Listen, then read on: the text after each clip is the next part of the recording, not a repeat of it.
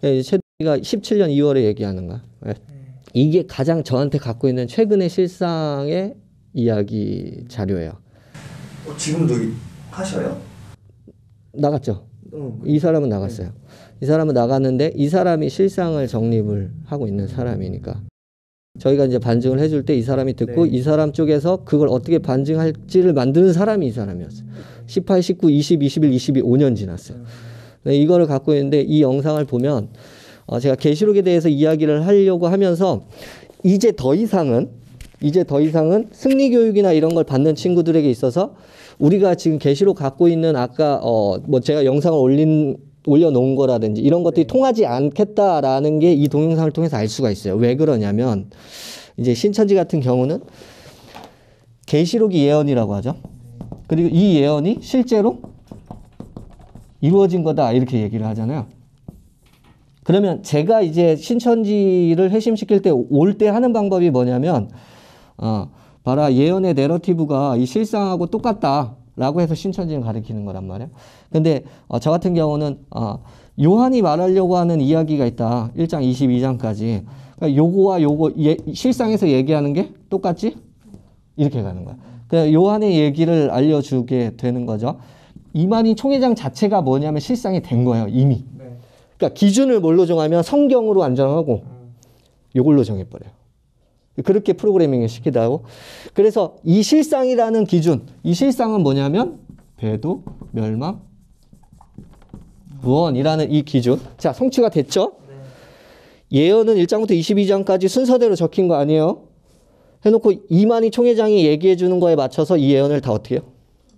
자, 기준은 이거예요, 요거요? 이거. 그러니까 애초에 기준을 이걸로 정해놓고 들어가.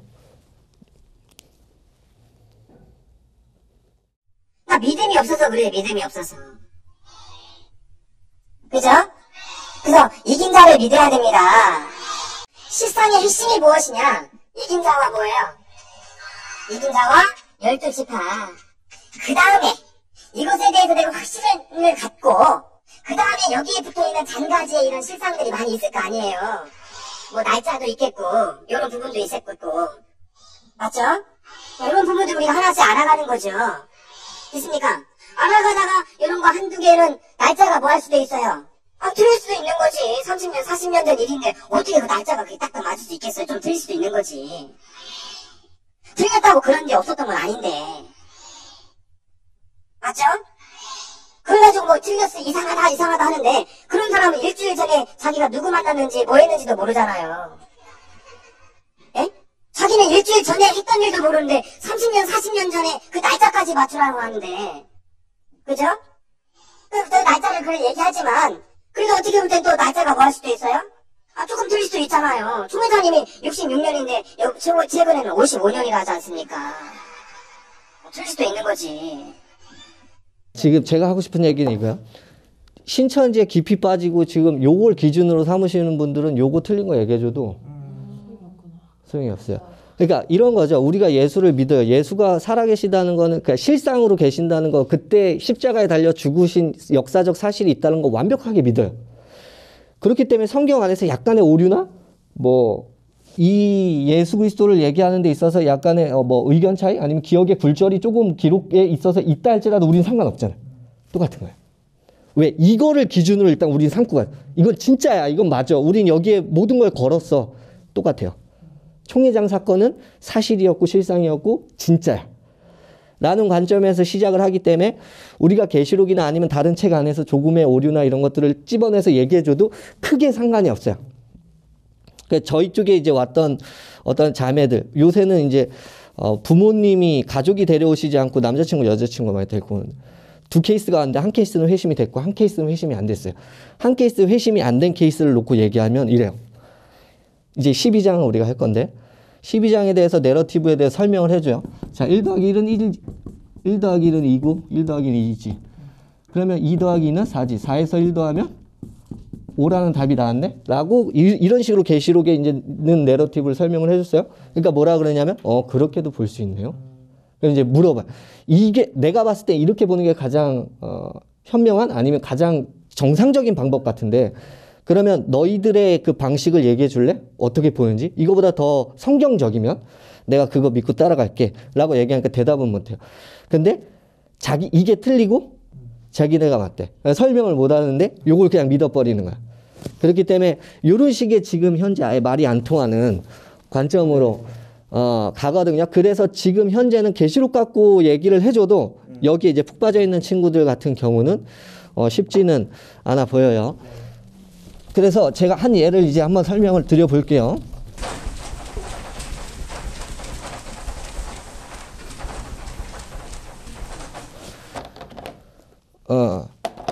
신천지는 순서가 배도 멸망 구원이요. 성경은 요거 얘기하려고 창세기부터 요한계시록까지 기록이 돼 있대.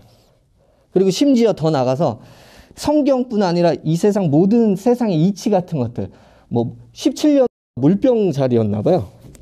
아이가 물병을 이렇게 쏟는 그림. 물은 뭐죠? 말씀. 그럼 이 아이는 누굴까요? 이렇게. 그러니까 모든 이치를 갖다가 이제 총회장한테 쏟는 그런 그림을 그리고 있어요. 요거를 이제 보시려면 요게 성경적이지 않다. 사루 2장을 갈 거고, 그 다음에 이제 실상에 대해서, 계시록에 대해서. 근데 일단 12장을 먼저 가고 20장 가고, 시간 되면 사루 2장도 한번 가보죠. 계시록 12장이요. 신천지는 멸망이 13장에서 이루어진다 그래요. 그리고 나서 구원이 몇 장에서? 12장에서. 그렇기 때문에 장수로 굳이 따지자면 멸망자가 들어와서 싸워서 이기는 거. 장막성전에. 그리고 나서 그 장막성전에서 누가 나타나죠? 구원자가 나타나잖아요. 이렇게 이제 13장 다음에 12장이라고 그리고 있어요. 근데 우리가 일단 신천지 생각하지 말고 12장의 내러티브를 한번 보자고요. 12장이요. 하늘에 큰 이적이 보이니 해를 입은 한 여자가 있는데 그 발 아래는 달이 있고 그 머리에는 12별의 멸류관을 썼더라. 자, 여자 등장하고 있어요. 요한계시록의 가장 기둥이 어디냐면 12장이에요. 왜냐하면 거기 아이가 나오고 그 아이가 나라를 만들어요. 모든 영광과 권세를 그 아이가 받아요. 이게 메시아 권세거든요. 그리스도의 권세다 이렇게 표현을 하는데, 요한계시록은 항상 이분법이라고 생각하시면 돼요. 하늘과 뭐가 있어요? 땅이 이렇게 나눠져 있죠. 그리고 뭐도 있냐면 여자도 2명 나와요. 이 여자는 거룩한 여자겠죠. 한 여자는. 한 여자는 어떤 여자? 뭐 더러운 혹은 음행에 음란한 여자겠죠. 요 여자는 뭐냐면 시티를 상징해요. 보통 도시 공동체를 얘기할 때. 그래서 구약에서 여자 혹은 처녀 혹은 창기 이렇게 표현할 때 도시를 갖다가 얘기하죠. 그 공동체. 그러면 거룩한은 누굴까요? 거룩한 도시는 어디예요? 홀리 시티는 다 예루살렘이었어요. 더러운 시티는 어디예요? 바벨론이겠죠. 그럼 이 여자는 뭐냐면 신부라고도 표현해요. 이 둘 중에 나중에 예수와 결혼할 자는 누굴까요? 왼쪽이겠죠. 거룩하니까. 이 그림을 그리고, 하늘은 하나님 계신 곳을 얘기해요. 땅은 사람이 사는 곳을 얘기해요. 그리고 바다라고 표현할 때 바다는 많은 물이잖아요. 그래서 세상이라고도 하고 악의 세력이라고도 하고 혹은 죽음이라고도 상징해요. 그래서 바다 나중에 없어지거든요. 그러니까 요 이분법을 일단 기억을 하고 계셔야 될 것 같아요. 그래서 항상 이분법으로 이렇게 나눠져 있고 한다. 그런데 여기서 여자 등장하죠. 12장에서. 이 여자는 누굴까요? 요 여자 아니면 요 여자겠네요. 그죠? 근데 이 여자로부터 누가 나? 아이가 나요. 1, 2장이 그거예요. 여자가 아이를 낳고 해산하고 있다. 이게 표적이죠. 그리고 또 다른 표적을 봐요. 용을 봤다. 그죠? 용이 누굴 죽이려고 할까요? 자, 이게 굳이 1, 2, 3으로 정하진 않는데 일부러 신천지 때문에 제가 정해볼게요. 왜냐면 원인과 과정과 결과가 있거든. 1번. 용이 누구를 공격해요? 아이를 공격해요. 자, 성공할까요? 실패할까요? 실패해요. 왜 그러냐면 1절에 아이가 태어났다 이렇게 써 있으니까. 그죠? 두 번째요. 그러면 용이 열받아서 누굴 또 공격하냐면 아이를 공격하지 못해요. 아이가 태어난 다음에 하늘로 올라가거든. 그렇죠. 아이를 낳은 이제 여자를 공격해요. 성공해 못할까요? 실패. 읽을 거예요. 지금 뭐 안 찾으셨는데. 용을 여자를 공격하지만 실패. 왜 그러냐? 하나님이 여자를 보호하시기 때문에 그래요. 그러니까 용이 나중에 열받아가 돌아가가지고 이 여자의 누구와? 용과 vs 누구? 여자의 누구? 여자가 보호를 받으니까 여자의 누가 생길까요? 그렇죠. 후손들이 생기겠죠. 요 그림이요. 요한계시록은 이 얘기하는 거예요. 그러니까 용이 누구한테 권한을 줄까요? 짐승한테 권한을 주겠죠. 신천지 표현 따라 용은 육체가 없잖아. 그러니까 짐승, 이 땅의 누구? 이 땅의 왕한테. 계시록의 주제는 하나야. 하늘에 있는 왕에게 절할 것인가? 땅에 왕에게 절할 것인가? 666 표 받을 것인가? 아니면 니들 이마에 예수와 하나님 이름 기록되어 있을 것인가? 하늘의 왕과 땅의 왕. 또 이분법으로 두 개로 나누죠. 요거 뭐 베리칩 이런 거 아니에요. 그래서 땅의 왕과 하늘의 왕을 두 개로 나눠 놓고 있는 거예요. 여자와 용의 싸움. 그럼 보죠. 우리가 한번 읽어 내려가 보죠. 1절에 한 여자가 있어요. 근데 이렇게 표현하죠. 해, 달, 12별 이렇게. 지금 이 여자는 문자적으로 혹은 영적으로 이스라엘을 상징하고 있는 거구나. 해, 달, 12별. 요게 이제 우리 요셉 형님이 꿈을 꿀 때 해, 달, 11별이 나한테 절하더이다 이렇게 얘기해요. 자기 빼고 11별이. 그러니까 야곱이 이렇게 얘기해요. 나와 네 어머니와 네 형제들이 너에게 절하겠느냐 이렇게 해석을 해주죠. 그래서 해, 달, 12별 이러면 이스라엘 가운데서 이게 이스라엘을 상징하고 있구나. 예루살렘을 상징하는 거구나. 예루살렘 공동체를 상징하구나를 알 수가 있어요. 그래서 1절에 여자가 해, 달, 12별을 뭐 입고 밟고 면류관을 머리에 쓰고 있다. 이런 식의 표현이 들어와 있죠. 2절 읽어주세요. 이 여자가 아이를 낳아 해산하기 때문에 아파서 애써 부르짖다. 아이를 낳으려고 하나 봐요. 그죠? 그럼 3절에 이 아이를 낳지 못하게 혹은 죽이려는 악의 대상이 생겨나야겠죠. 3절. 하늘에 또 다른 이적이 보이니 보라 한 큰 붉은 용이 있어 머리가 7이요 뿔이 10이라 그 여러 머리에 7 말라가 있는데. 지금 보면 용이 7 머리 10 뿔이죠. 요거는 이스라엘 상징하고 요거는 뭐 상징할까요? 7 더하기 10. 요거 유대인 딱 들으면 뭔지 알았을 거야. 다니엘 거 갖고 오는구나. 다니엘 7장 갖고 오는 거구나. 이렇게. 다니엘 7장에 내 짐승 환상이 나와요. 요거는 읽고 한번 가보죠. 다니엘 7장이요. 다니엘 7장 2절 읽어주세요. 다니엘이 진술하여 가로되 내가 밤에 이상을 보았는데 하늘에 내 바람이 큰 바다로 몰려들더니. 그래서 바다에서 짐승이 올라온다라는 컨셉이 여기서 나온 거예요. 여기서 가장 먼저 나와요. 그래서 계시록에 바다에서 짐승들이 나온다 이렇게 표현을 하거든요. 그래서 3절. 큰 짐승 넷이 바다에서 나왔는데 그 모양이 각각다르니. 짐승 4마리가 나왔다고 하네요. 4절. 첫째는 사자와. 자, 첫째는 사자와 같다. 그리고 5절. 둘째는 날개와 같은 곰과 같다. 그리고 6절. 셋째는 표범과 같아요. 근데 계속 읽어보죠. 표범은 그 등에는 새의 날개 넷이 있고 그 짐승에게 또 머리 넷이 있으며. 자, 표범은 머리가 몇 개죠? 4개네요. 7절. 내가 상상 가운데 그 다음에 본 넷째 짐승은 무섭고 놀라우며 또 맵기 강하며 또 새로운 큰 이가 있어서 먹고 부서뜨리고 그 나머지를 발로 밟았으며 이 짐승은 전에 모든 짐승과 다르고 또 10뿔이 있어. 자, 보세요. 그러면 4 짐승이 나왔어요. 첫 번째 짐승은 사자, 머리 몇 개. 그 다음에 표범이 아니에요. 그 다음은 곰, 머리 몇 개. 표범, 머리 몇 개. 그 다음에 짐승. 이건 괴물이라는 표현이에요. 머리 몇 개. 1개. 짐승은 뿔이 몇 개. 10개. 합쳐보세요. 그러면 지금 다니엘서가 얘기하는 건 뭐냐면 실제 문자적 이스라엘과 그 열국들을 설명하는 거거든요. 1대1 대응이 가능해요. 이 왕은 바벨론이다. 이 왕은 메데바사다. 이 왕은 페르시아다. 뭐 이런 식의 어떤 그리스다. 이런 식의 1대1 대응이 가능하죠. 그러니까 지금 요한계시록은 다니엘서에 대한 확장을 얘기해 주는 거예요. 왜 그러냐면 이 4 짐승이 다 지난 다음에 한 왕이 일어날 것이고 그 왕이 왕국을 세워서 모든 나라를 복종시킬 것이다. 이 그림을 그려요. 이거 메시아 얘기하는 거예요. 아직 예수가 오시지 않았을 때. 그죠? 계시록에서 이 다니엘서 7장을 갖고 와서 이 열국, 이 이스라엘을 대적하는 악의 세력을 다시 얘기하는 이유가 뭘까요? 이 4 짐승 뒤에 한 왕이 일어났는데 그 왕은 누구라는 거야? 그러면 12장에서 말하려고 하는 그 아이는 누굴까요? 예수겠죠. 그걸 얘기하고 싶은 거예요. 그래서 7머리 10뿔. 12장, 다시 12장으로 넘어갈게요. 요한계시록. 용이 나오는데 그 용이 누구다? 다니엘서 7장에서 짐승들을 지배하고 다스렸던 그 악한 세력이다. 이걸 다시 그리고 있는 거예요. 3절 아랫부분에 붉은 용 한 마리가 있다. 저는 세 번역이에요. 그러니까 보시면 될 것 같아요. 그 머리에 왕관을 7개를 쓰고 있다. 이렇게 지금 얘기하고 있죠. 4절이요. 그 꼬리가 하늘의 별 3분의 1을 하다가 땅에 던지더라.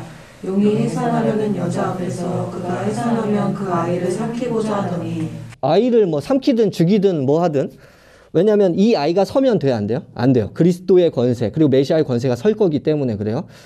그래서 죽이려고 했다. 1차전이죠. 용과 아이 싸움. 근데 용이 성공을 해요, 못할까요? 성공을 하지 못해요. 왜? 5절 때문에 그래요. 5절. 여자가 아들을 낳으니 이는 장차 십자가로 만국을 다스리는 남자라. 그 아이를 하나님 앞과 그 보좌 앞으로 올라가라. 십자가 사역이 완성되고 그다음 하늘로 올라가는 그림을 그리고 있어요. 이건 어차피 과거의 이야기 때문에 구체적으로 그리지는 않고 있어요. 그리고 나서 6절이요. 그 여자가 광야로 도망하매 거기서 2260일 동안 저를 양육하기 위하여 하나님의 예배하신 곳이 있더라. 자, 여자는 어디로 도망을 하죠? 광야로. 아이를 낳은 후에 여자는 광야로 도망을 하죠. 그리고 광야로 도망을 해서, 광야라는 의미는 어떤 걸 떠오르게 하죠? 출애굽기 떠오르게 하죠. 출애굽에서 광야에서 하나님이 뭐 해주셨어요? 광야에서 보호해 주셨죠. 하나님이 광야에서 이 여자, 이 공동체를 뭐 하시는 거예요? 보호해 주시죠. 왜 보호하실까요? 이 여자에 누가 필요해져? 후손들이 필요하죠. 네, 지금 하고 싶은, 왜냐하면 4장 이후로는 계시록에 장차 될 일, 그러니까 미래에 대한 일을 그리고 있단 말이에요. 근데 일부러 과거의 얘기를 그리면서 그리스도의 권세를 그리고 나서 미래, 그 왕은 이미 승리하셨어, 메시아는. 근데 누구의 승리를 그리고 싶은 거야? 초대교회의 승리를 그리고 싶은 거죠. 그러니까 이 후손들. 그래서 광야에서 누구? 하나님의 백성들이 잘 양육받는 그 그림을 그리고 있어요. 며칠 동안? 1200? 이 1260일이란 단어는 딱 2번 나와요. 계시록에 11장에 한 번, 12장에 한 번. 이렇게 나옵니다. 그러면 질문이에요. 이 여자는 누굴까요? 이 여자는 하나님의 편일까요? 마귀의 편일까요? 하나님의 편이겠죠. 왜? 하나님이 보호해 주시니까. 그래서 이 여자가 용이 이 여자를 죽이려고 하죠. 성공을 합니까? 못합니까? 두 번째, 실패합니다. 그리고 7장으로 넘어 환상이 바뀌어버려요. 갑자기 하늘의 전쟁으로 바뀌죠. 7절. 하늘의 전쟁이 있으니 미가엘과 그의 사자들이 용으로 더불어 싸울세. 용과 그의 사자들도 싸우나. 갑자기 용하고 미가엘은 천사장을 얘기하는 거잖아요. 그래서 계시록에서는 미가엘이 이스라엘을 담당하는 천사로 등장을 합니다. 여기서 미가엘과 용하고 싸우는데 용이 이겨요? 미가엘이 이겨요? 미가엘이 이기겠죠? 근데 지금 7장에 갑자기 환상이 바뀌면서 딴 얘기를 한단 말이에요. 그죠? 그래서 계시록은 환상의 풍선들을 보는 거야, 바울이. 이해를 하셔요. 제가 바울 막 이래도 문맥에 맞게 이해를 하셔요. 요한이 환상을 순서대로 보는 건 아니야. 근데 이걸 어떻게 알 수 있냐? 1절부터 6절까지의 내용과 7절부터의 내용이 1절부터 6절까지의 내용이, 다시 7절 이하의 내용이 1절부터 6절까지 내용의 앞에 얘기를 하는 걸 수도 있고, 똑같은 얘기를 다른 각도에서 하는 걸 수도 있고, 다음 얘기, 그러니까 6절 이후의 얘기를 하는 걸 수도 있죠. 이거 어떻게 알 수 있냐? 읽어보면 알아요. 7절에서 미가엘과 용과 싸웠다. 용이 졌다. 이 얘기고, 8절. 이기지를 못하여 다시 하늘에서 그들이 있을 곳을 얻지 못한 용이 있을 곳을 못 얻었대요. 하늘에서. 9절. 큰 영이 내 쫓기니 옛배 곧 마귀라고도 하고 사단이라고도 하는 온 천하를 꿰는 자라. 땅으로 내어 쫓기니 그의 사자들도 저와 함께 되어 쫓기니라. 자, 일부러 용에게 뱀, 그리고 악마, 사탄이라는 칭호를 이야기하고 있어요. 이 사탄이라는 칭호, 그리고 마귀라는 칭호는 참소자죠. 옆에서. 나불나불. 약간 검사 느낌이라고 보시면 될 것 같아요. 그죠? 하나님 옆에 가서 죽어야 합니다. 라고 얘기하면서 줄줄줄 설명을 하죠. 그러니까 마귀의 역할은 이 땅에서는 우리한테 자꾸 생각을 집어넣어서 죄를 짓게 하지만 하나님 옆에 가서는 그 죄를 폭로시키는 역할을 하고 있는 거죠. 10절. 내가 또 들으니 하늘에 큰 음성이 있어 가로되 이제 우리 하나님의 구원과 능력과 나라와 또 그 그리스도의 권세가 이루었으니 우리 형제들을 참수하던 자, 곧 우리 하나님 앞에서 밤낮 참수하던 자 쫓겨났다. 쫓겨났다. 그러니까 결국 미가엘과 싸워서 용이 내쫓기는 그림을 지금 그리스도, 메시아의 권세가 서는 것으로 그리고 있네요. 구원이 서는 거. 그게 나라가 뭐라고 하죠? 나라가 이루어졌다고 하죠. 그리스도의 나라가 이루어졌다. 아까 우리 얘기했던 그 아이의 얘기와 지금 동일한 얘기를 하는 것 같은 느낌이 있어요. 11절.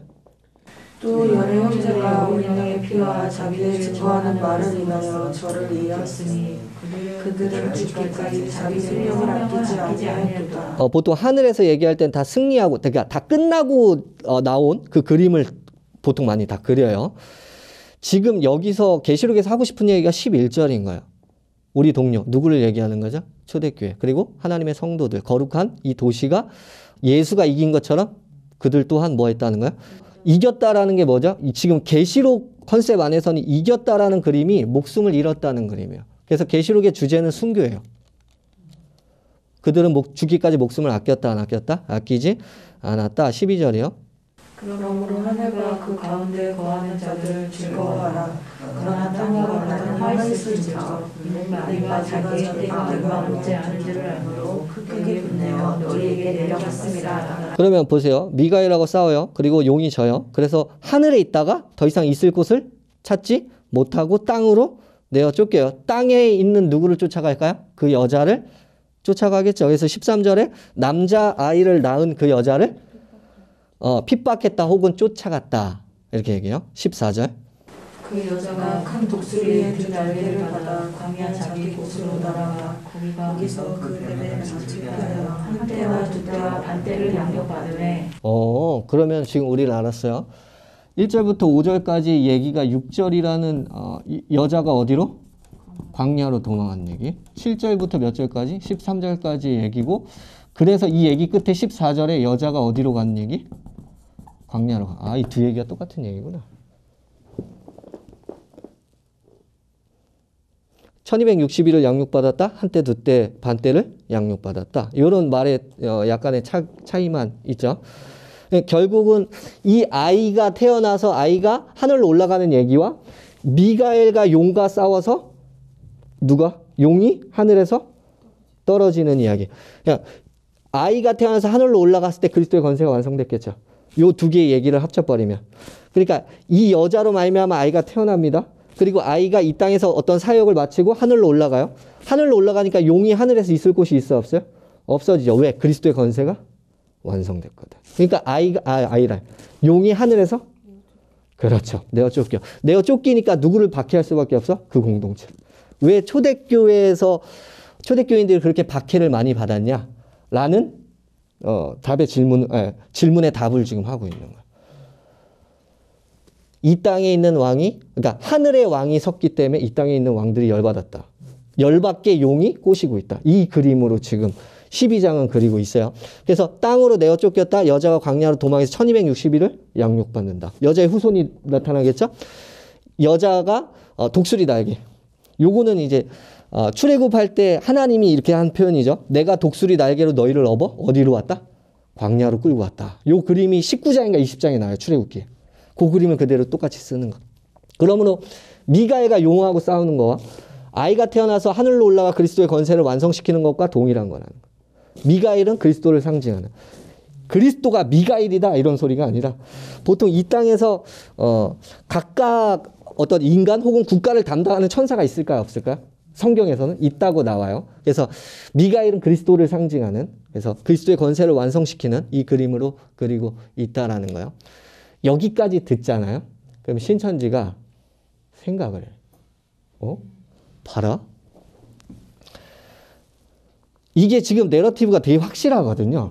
그림이. 왜냐하면 용이 이 아이를 뵌 여자, 그래서 이 아이를 죽이려고 하다가 실패하고, 실패를 하니까 용이 아이를 낳은 여자를 죽이려고 하고, 성공에 못하죠. 그래서 양육을 받았다 이렇게 나온단 말이에요. 그러니까 분명히 여자의 후손들이 생겨났을 거라는 거죠. 그러니까 용이 얘네들하고 싸우는 거예요. 그죠? 그래서 얘네들하고 싸우는 내용은 몇 장일까요? 12장, 13장. 권한을 어떻게 하냐면 용이 이렇게 권한을 줘요.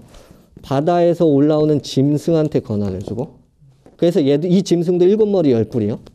그리고 땅에서 올라오는 짐승에게 권한을 또 줘요. 그리고 또 하나는 뭐냐면 바다 짐승의 우상에게 권한을 줘요. 얘와 얘는 동일 인물이다라고 만약에 보게 되면 얘는 정치적이고 얘는 종교적이에요. 이적과 기사와 모든 것들을 이용해서 이 짐승을 섬기게 만들어요. 얘는 지가 왕이라 크는, 지가 하나님이라 크는 자예요. 정치적 공동체, 정치적 왕, 그 다음에 종교적 왕. 이렇게 해서 요 두 개. 나중에 이 짐승과 이 거짓 선지자, 얘네 둘이 어디로 들어간다 그러죠? 19장에서? 불바다로 들어간다 라고 표현을 합니다. 읽어보죠. 13절에 이제 용이 땅으로 내쫓겨서 여자를 쫓아가죠. 그래서 14절에 여자는 독수리의 두 날개를 받아가지고 광야에 가서 거기서 뱀을 피해서 한때 두때 반때 동안 부양을 받죠. 15절. 여자의 뒤에서 뱀이 그 입으로 물을 강같이 토하며 여자는 물을 떠내려가게 하되 뱀이 여자의 등 뒤에서 강물을 흘려보내서 여자를 휩쓸어 버리려고 하죠. 그래서 뭐 물은 뭐다, 그 다음 땅은 뭐다 이렇게 볼 필요가 없어요. 여기서는 지금 어쨌든 뱀이 여자 공동체를 죽이려고 한다 혹은 해하려고 한다라는 그림을 그리고 있죠. 근데 16절 보세요. 땅이 여자를 도와 그 입을 벌려 용의 입에서 토한 강물을 삼키니 땅이 입을 벌려서 물을 삼켰대요. 그럼 여자가 죽지 않겠죠. 이거 누가 하는 행동, 이거 누가 하시는 걸까요? 보통 하나님이 하세요. 근데 보세요. 출애굽기에서 나왔을 때 그들이 쫓아왔어요. 누구냐면 바로 왕가. 왜냐하면 나라가 다 망했는데 이 나라를 재건할 종들이 다 나가버렸잖아. 그러니까 나중에 정신 차리고 병거를 들고 쫓아오죠. 그때 하나님이 바람으로 바다를 가르시고 그 공동체, 그러니까 그 악의 세력을 어떻게 하죠? 물로 수장시켜 버리죠. 그게 어디냐면 출애굽기 15장이에요. 출애굽기 잠깐 15장 가보죠. 그가 바로의 병거와 그 군대를 바다에 던지시니 그 택한 장관이 홍해에 잠겼고 5절 깊은 물이 그들을 덮치니 깊은 바다 돌처럼 잠겼다. 그래서 그 악의 세력을 바다가 이렇게 잠식시키는 그림을 그리고 있죠. 근데 보세요. 요걸 주님이 어떻게 했다라고 표현하는지 보세요. 15장 12절이요. 주께서 오른손을 드신즉 땅이 그들을 삼켰나요? 바다가 삼켰어요? 땅이 삼켰어요? 땅이 바다가 삼켰잖아. 그죠? 근데 땅이라고 표현을 하고 있죠. 그래서 땅이 일하고 뭐 땅이 삼킨다 이럴 때는 하나님의 일하심을 상징적으로 구약에서 얘기를 해요. 뭐 생각나는 거 없으세요? 모세가 그러거든요. 기도할 때. 주님, 저자가 내가 만약에 하나님의 속할 자가 맞으면 고라와 다단과 아비람 우리를 대적하는 저자를 어떻게 하십시오? 평범하게 죽이지 마십시오. 이렇게 한단 말이에요. 그때 땅이 벌려서 그들을 삼켰다고 나오죠. 그래서 땅이 보통 일할 때는 하나님이 일하신다라고. 그러면 다시 요한계시록 12장으로 넘어가서 강물을 흘려보내 15절에 용이, 그리고 16절에 땅이 그 여자를 도와줬다. 누가 도와줬다는 거죠? 하나님이 도와줬다는 거야. 하나님이 양육시켰다는 거죠. 그 공동체가 해함, 죽임을 당하지 않도록 지금 보호하고 있다라는 거죠. 17절이요. 용이 여자에게 분노하여 돌아가서 자, 그러면 용이 여자한테 분노해서 돌아갔다라는 건데 여기서의 분노는 두 가지 의미를 갖고 있어요. 가장 첫 번째, 아이를 죽이려고 했을 때 실패한 거. 두 번째, 그 여자를 죽이려고 했을 때 실패한 거. 계속. 그 여자의 남은 자손은 곧 하나님의 계명을 지키며 예수의 증거를 가진 자들과 더불어 싸우려고 바다 모래 위에 서 있더라. 단수 복수는 신경 안 쓰셔도 돼요. 지금 남아있는 자손 단수로 나오죠. 근데 그들이 누구냐면 하나님의 계명을 지키며 예수의 증언을 간직하고 있는 사람들, 성도들 얘기하는 거거든요. 초대교인들. 그들과 싸우려고 지금 용이 바닷가 모래 위에 섰다라고 얘기하고 13장 넘어가는 거야. 13장 1절. 내가 보니 바다에서 한 짐승이 나오는데 뿔이 열려 머리가 7머리와 10뿔은 누굴 상징했어요? 아까 12장에서 용 상징했잖아. 아, 이 짐승이 용에게 속했구나라는 걸 지금 보여주고 있는 거죠. 그래서 그 뿔에는 10면류관이 있고 그 머리들에는 천단된 이름들이 있다. 2절. 내가 본 짐승은 표범과 비슷하고 그 발은 곰에 밟았고 그 입은 사자의 입 같은데 용이 자기의 능력과 보좌와 큰 권세를 그에게 주었더라. 우리 아까 다니엘 7장 읽었죠. 거기서 누구 나왔었죠? 사자 나왔죠. 곰 나왔죠. 표범 나왔죠. 일부러 지금 다니엘서에 나오는 그 그림의 사자들, 그 동물들을 다 가지고 오는 거죠. 3절에 이제 뭐 치명상을 당했다. 그게 나았다. 이렇게 그리고 있고 4절에 누가 이 짐승과 같은가 이 짐승과 맞서 싸울 수 있으랴라고 얘기하며 짐승에게 경배하기 시작하였다라고 얘기하고 하나님을 모독하는 권세를 5절에서 받고 42달 동안 활동한 권세를 받았다. 11장에서도 42달이 또 나와요. 그래서 42달의 권세. 그러면 이제 3차전이에요. 용이 짐승에게 권한을 주고 여자의 후손들과 싸우는 거죠. 여기서는 누가 이길까요? 용이 이겼다고 나오겠죠. 그래서 어디에 나오냐면 7절이요. 또 권세를 받아 소들과 싸워 이기게 되고 각각 족속과 백성과 방언과 나라를 다스리는 권세를 받으니. 그러면 이제 질문이에요. 아까 제가 계시록의 주제가 뭐라 했죠? 순교라 그랬죠. 그럼 그들을 싸워서 이겼다라는 게 그들이 뭐 했다는 거야? 죽었다라는 거겠네요. 그래서 8절에 창세 때로부터 이름이 기록되지 않은 사람 모두 그에게 경배할 것이다. 이렇게. 그러니까 지금 계시록은 누구에게 절할 것인가에 대한 부분의 문제라고 말씀드렸잖아요. 9절 귀가 있는 자는 들어라. 10절 사로잡히는 자는 사로잡힐 것이고 칼에 맞아 죽임을 당할 자는 요거 예레미야 구절 갖고 오는 거예요. 성전 무너질 때 이방인들이 쳐들어와서 다 죽일 때에 대한 그림을 그리고 있죠. 그리고 이렇게 얘기해요. 여기에 누구에 있네요? 그러면 여기서 얘기하는 아까 우리 12장 17절에서 얘기했던 하나님의 계명과 예수의 증언을 간직하고 있는 자들이 누구라는 거예요? 성도들이라는 거예요. 성도의 인내와 믿음이 필요하다라고 얘기하고 있는 거죠. 그러면 재밌어요. 끝까지 인내하고 믿음을 지키면은 그리고 죽임을 당하면 그게 그 성도들에게 뭐 한 거예요? 이긴 거죠. 그게 승리죠. 물론 용이 이겼다라고도 표현하지만 그게 계시록에서 이긴 거라는 거예요. 그래서 계시록에서는 바울은 뭐 데살로니가 전서나 살후 2장에서 종말을 그릴 때 살아있는 자들도 산채로 이렇게 들릴 거다 이렇게 그려요. 근데 계시록에서는 이렇게 올라가고 들림받는 그림이 나오지는 않아요. 휴거가 나오지는 않는데 계시록에서는 죽은 자들이 다 이렇게 부활하는 그림으로 그려요. 뭔 느낌인지 아시겠어요? 그러니까 우리가 종말을 그릴 때는 요한이 얘기하는 종말, 요한이 계시받아 말하는 종말과 바울이 생각하고 마지막을 그리는 그 종말을 합치면 될까 안 될까요? 좀 힘들어요. 만약에 합치면 뭔가 이렇게 아구가 안 맞는 것들이 좀 생겨나거든요.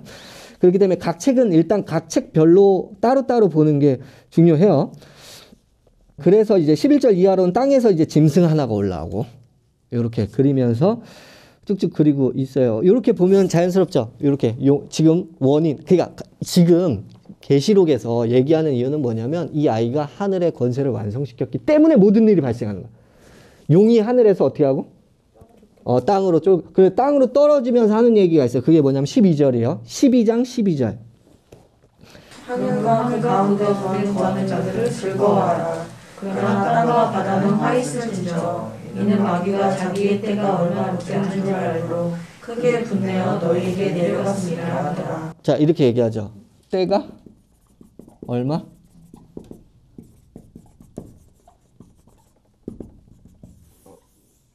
그래서 신약 책의 종말에 관련된 책들은 다 얼마 안 남았다고 가르쳐요.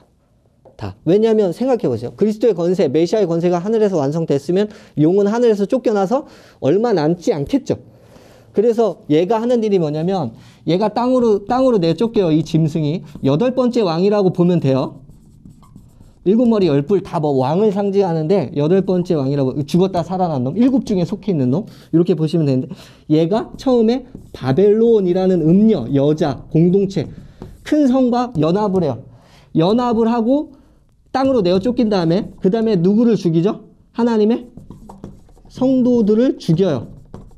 그 다음에 이 바벨론과 둘에 대한 연합을 어떻게 하죠? 풀어서 자멸하기 시작해요. 어디가? 바벨론이.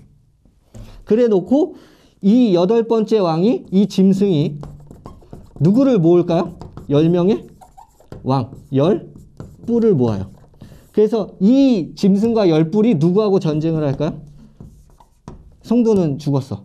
그럼 이제 예수가 뭐 하셔야 돼요? 내려오셔서. 그렇죠. 신원하셔야 될 거예요. 내려오시면서 입에 검으로 다 죽여버려요. 그래 놓고 피해받았던 이 성도들을 뭐 하시는 거야? 자, 20절. 되게 간단하죠. 이렇게 단순한 그림이에요. 계시록은. 그러니까 계시록은 비밀 코드로 된 미래 역사가 아니에요. 되게 단순해요. 이렇게 만약에 보시게 되면 좀 힘들어지실 거야. 왜냐하면 계시록은 그걸 얘기하는 게 아니라고 난 주장을 하기 때문에. 길선주 목사님이 계세요. 혹시 누군지 아세요? 대한민국의 어거스틴, 한국의 어거스틴. 1907년 부흥운동 때 길선주 장로님으로 계셨나? 그때 평양에서 대부흥운동이 시작이 됐거든요. 그때 이제 경찰이 와가지고 야, 내가 이 경찰의 권위로 다른 사람 때리고 빼앗고 이거 고백. 길선주 목사님이 이거에 충격받아갖고 내가 내 친구로부터 친구가 죽을 때 100원 받아갖고 아내 좀 보살펴달라고 내 친구로부터 100원 받았는데 이거 날 위해 썼다. 고백. 여기서부터 성령의 바람 불기 시작하고 온갖 회개가 일어나. 요게 1907년 평양 대부흥 운동의 시작. 나중에 길선주 목사님 되시거든요. 요때 목사님이셨는지 장로님이었는지 이건 잘 제가 기억이 가물가물한데 나중에 목사님 되세요. 그리고 한국에서 엄청나게 유명한 그리고 경건하신 목사님.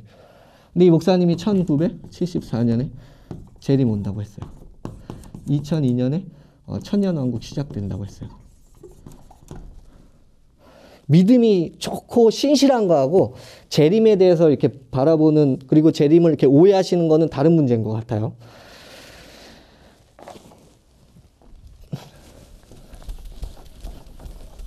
자, 보세요. 지금 이 그림을 그려놨죠. 근데 이 그림이 만약에 지금 계시록에서 말하는 요한이 계시를 받아서 말하려고 하는 내러티브가 만약에 맞다면 신천지는 이걸 보다가 잠깐 생각을 하게 되는 거예요. 이게 순서가 이렇게 가잖아요. 하나님의 백성이 배도를 하고 그래서 멸망자가 들어와갖고 둘 다 망하는 거죠. 그리고 나서 구원자. 요게 몇 장? 12장에서 아이가 태어나는 걸 뭘로 봐요? 결론으로 보죠. 멸망자가 13장에서 뭔가 이상하죠. 지금. 그리고 이렇게 얘기해 놓고 나서 그 다음에 제 홈페이지에 있는 그 동영상 있죠. 12장에서 6절하고 14장에 그 여자가 광야로 가서 1260일 동안 양육받는다는 그 내용. 그 내용에 대한 성취가 이것도 말이 이제 안 되는 거예요. 뭐냐면 여자가 누구냐라고 봤을 때 우리 입장에서는 이제 하나님의 공동체라고 보는 거죠. 그러니까 선의 편, 악의 편, 선의 편. 근데 지금 신천지는 뭐라고 하죠? 그렇죠, 유죄. 그러니까 배도한 자, 라고 봤을 때 여자가 광야로 가서 이 유죄를 뭐 해줘야 돼? 말이 안 되기 시작하는 거예요. 왜 하나님이 이 악의 편을 보호하지? 이렇게 가기 시작하는 거예요. 여자가 광야. 광야가 뭐라고 하죠? 말씀 없는 곳이라고 하대요. 근데 말씀 없는 곳이 뭐죠? 신학교라고 하대요. 이제 그쪽에서는 신학교에 가갖고 1260일 3년 반 동안 뭐 한다는 거야? 신학? 박사 따는 거다 이렇게 얘기해. 근데 이것도 말이 안 되죠. 유재열은 유재열은 뭐죠? 중졸? 중졸이 박사 따려면 뭐 봐야 되죠? 고등학교 졸업이 짱이 뭐죠 그게? 검정. 검정. 우리가 바보가 된. 검정고시 보고 석사 따고 그 다음에 학사부터 따야죠. 학사 따고 석사 따고 박사로 가야 되죠. 요것만 봐도 7년 넘게 걸리죠. 학사 4년, 석사 2년, 박사 3년, 4, 5, 6, 7, 8, 9, 9년이네요. 근데 그래서 누가 질문한단 말이야. 내가 봤을 때 3년 반 안에 중졸이 박사학위 따기가 힘들 것 같은데요. 그러니까 우리 총회장님 했던 그 유명한 말. 내가 그런 게 아니고 유재열이가 그랬다 커서 내가 그런 줄 알았어요. 여기서 중요한 건 뭐냐면 그러면 이 실상에 대한 역할을 계시받아서 한 게 아니라 스승이 얘기한 거 들어서 한 게 되는 꼴이 되는 거죠. 그러니까 여기서 더 중요한 건 뭐냐면 그러면 후퇴를 어떻게 했냐면 신학교가 아니라 박사 이렇게 뭐 웨스트민스터 여기 가갖고 땄다 그러죠. 그러니까 이거 가갖고 또 다 물어봤잖아. 실제로 유재열 이름 있냐고. 없어. 그러니까 뭐 어떻게 후퇴요? 신학교를 가긴 갔는데 여기가 아니야. 딴 데 갔어. 뭐 하버드인지 어딘지 하여튼 모르겠는데 갔다고. 그 우리는 계속 얘기할 수 있어. 뭐냐면 중졸자는 대학을 못 간다고. 애초에 신학교에 간다는 것 자체가 무너지는 거야. 근데 문제는 뭐냐면 또 연결돼요. 신학교 가서 박사를 따갖고 와갖고 91년 뭐 9월이었나요? 666 표를 받게 할 때 누가 표를 받게 했다 그러냐면 삼손인 유땡열이 받게 했다. 그러니까 안수를 줬다는 거지. 일반 교단에서. 안수를 주기 위해서 박사학위를 딴 거야. 그러니까 박사학위를 따는 게 나중에 내러티브와 연결돼요. 안수를 줄 수 있게 하려고. 근데 안수를 만약에 줄 수 없으면 666 표 또한 줄 수 없게 되는 거야. 그러면 또 유재열이 그냥 장막교회의 그 권한으로 준 거다. 이렇게 얘기를 해야 되는데 그것도 또 말이 안 되는 게 왜 그러냐면 이미 80년 3월 그리고 80년 9월 이후로는 장막성전에서 뭘로 넘어가요? 이삭 중앙 교회로 기성교회로 넘어간다. 우리 같은 기성교회. 우리 같은 기성교회 안에서 안수를 주려면 어떻게 해야 되죠? 안수위원이 돼야 돼. 안수위원이 되기 전에도 먼저 자기가 뭘 받아야 돼? 안수를 받아야 돼. 줄 수 있어 없어? 없어. 중졸이야. 더 이상 말 못해. 그래서 여기서 그나마 자기가 생각을 해보겠다 라고 하는 친구들은 생각을 해요. 근데 이걸 딱 보고서 애초에 이거를 지금 그러니까 너와 신천지의 걸 비교해보겠다라는 생각이 없는 친구들은 딱 핵심으로 이렇게 날려요. 그렇게도 볼 수 있네요. 그래서 내가 물어보는 거야. 자, 이게 지금 내가 봤을 때는 가장 이 그림이 가장 요한이 계시를 받고 이야기하려고 하는 내러티브가 맞다. 그러면 너의 내러티브와 너의 이야기를 얘기를 해봐라 라고 얘기하면 말을 못하고 실상은 무조건 하나님의 뭐라는 거야? 역사야. 그렇기 때문에 지금 이 예언들은 중요한 거 아니야? 이게 1순위로 중요하고 이게 2순위야. 그렇기 때문에 이 예언을 실상을 위해 보조로 존재하는 거지. 그러니까 부분적으로 다 토막을 내갖고 실상에다가 뭐 하는 거야? 이 논리예요. 신천지는. 그러니까 이렇게 얘기하는 친구들을 이길 수 있냐? 못 이겨. 나는 이런 친구들은 못 이기겠더라고. 그래서 그래요. 자매님이 열심히 거기 계시고 그 메타버스 나중에 무너지면 그럼 그때 꼭 한번 오시라고. 그때 다시 한번 얘기하자. 그렇게 얘기를 해요. 자, 여기까지 질문. 12장, 13장 얘기했어요. 11장은 12, 13장에 대한 부분적인 내용들이 들어가 있겠죠.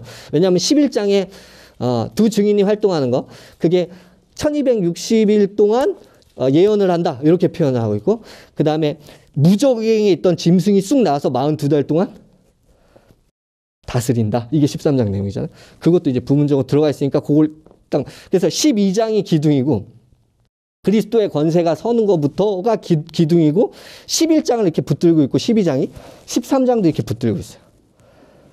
기둥을 먼저 세워놓고 이제 앞뒤에 대한 이야기를 그려보면 여기서 지금 얘기하려고 하는 게 그리스도의 권세가 섰다. 그리고 그 그리스도의 권세, 그리스도의 증거, 그러니까 예수가 하나님으로 계셨던 예수가 사람으로 태어나셔서 하나님의 증거를 갖고 선포하고 핍박받고 고난받아서 죽고 부활하는 내용이잖아요. 그 사역을 누가 그대로 똑같이 한다는 거야? 교회가. 성도들이 똑같이 따라한다. 그렇기 때문에 예수가 받을 그 권한과 자리, 그것 또한 너희들한테 양도할 거야. 이게 많이 나오거든요. 계시록 안에서. 그 그림으로 보는 게 어떻겠냐. 자, 질문 받을게요. 왜 신천지에서 미가엘을 두더라고요? 이만이라고 하지 않나요? 천사장 미카엘은 누구를 통해 싸움을 하게 되는가? 지상에 있는 인간 곧 여자의 후손인 남자의 육체에 임하여 싸움을 하게 된다. 지상에 있는 우리 총회장님 렌트한다는 거죠. 렌트카. 들어가. 그래서 뭐 총회장이 재림 예수냐 이렇게 물어보시면 안 돼. 무조건 아니라. 왜냐하면 총회장은 단순히 껍데기 렌트카일 뿐이고 그 속에서 운전하는 건 예수라고 하니까 그렇게 하시면 안 되고, 여기서 핵심은 뭐냐면 총회장이 이렇게 얘기를 했는데 그럼 총회장이 분명히 하나님으로부터 계시를 받아서 그 계시가 성취되는 것으로 이해를 했는데 총회장은 12장 6절과 14절에 대한 실상의 성취를 하나님으로부터 계시를 받은 게 아니라 우리 교주 형님이 얘기해 준 것 그대로 듣고 믿은 거다. 그럼 거짓말을 믿은 거죠. 그럼 우리 실상 형님이 왜 하나님으로부터 안 받고 교주로부터 받냐? 첫 번째. 그리고 두 번째, 잘못된 계시를 받고 그게 진짜라고 실상을 믿은 거다. 그럼 다른 구절은 안 그럴까? 이렇게 이제.